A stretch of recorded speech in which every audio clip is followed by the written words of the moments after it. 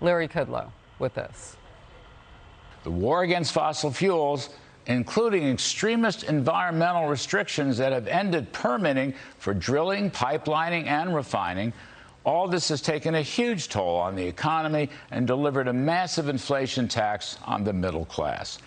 That radical climate change equals big government socialism.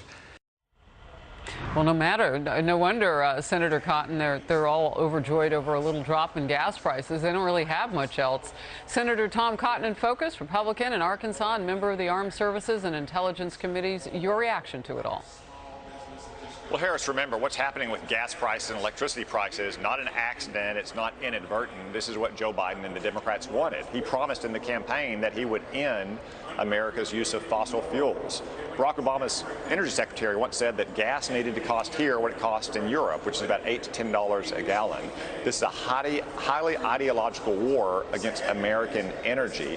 And look what it's gotten us. The president has not just had to walk back his own past criticisms of Saudi Arabia, but try to get more oil from Iran and Venezuela. Well, you know, we have plenty of oil in Arkansas and Louisiana and Texas and North Dakota. We could produce enough oil and gas and coal here to be totally energy independent and to support our allies overseas.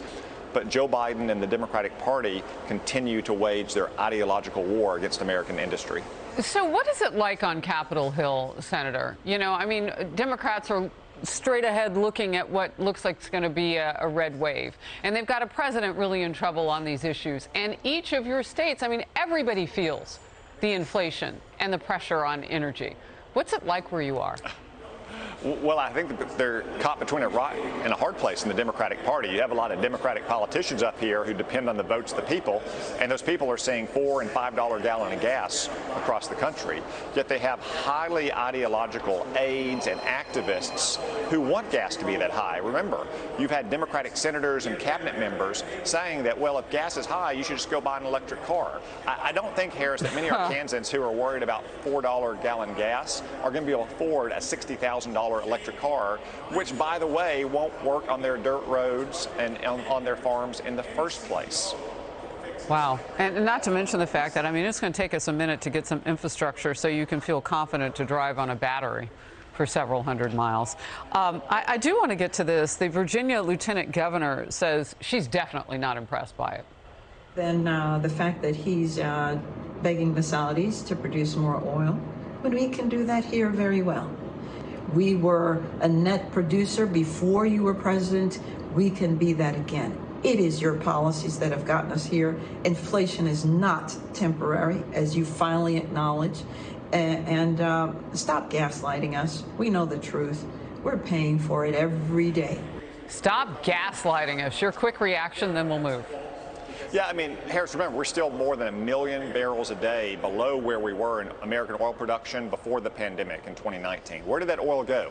It didn't just disappear. It's still sitting underneath the ground in the United States. We could be producing it. We could have gas prices under control, just like we could be producing more natural gas and more coal and more nuclear to bring down electricity prices for Americans as well. But the Democrats refuse to do so.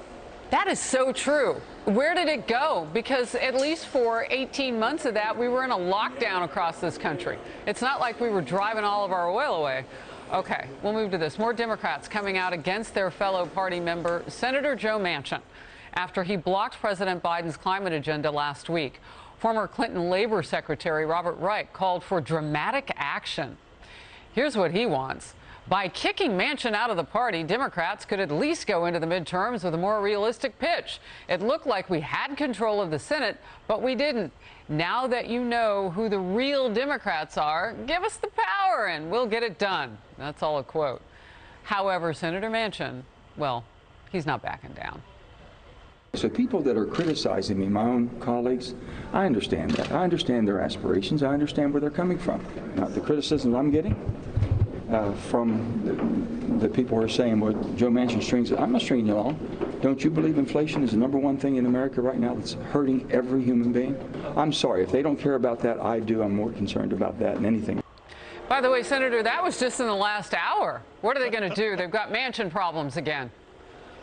Well, if they want to kick Joe Manchin out of their party, I bet Republicans would be more than happy to welcome him into ours. One of the best Republican presidents in American history, Ronald Reagan, was himself a former Democrat. But at root, these people, these liberal activists, their main complaint isn't with Joe Manchin, it's with the voters of West Virginia who depend on coal production. Or it's the voters in places like North Dakota who just a few years ago used to elect Democratic senators, but now only elect Republicans because the Democratic Party has declared war on the way of life of America's energy workers. That's the real problem that these liberal Democrats have, not with politicians in Washington, but with the American people. And I think the American people are going to let Democrats know what they think about that in November. All right. Senator Tom Cotton, always great to have you in focus. Thank you.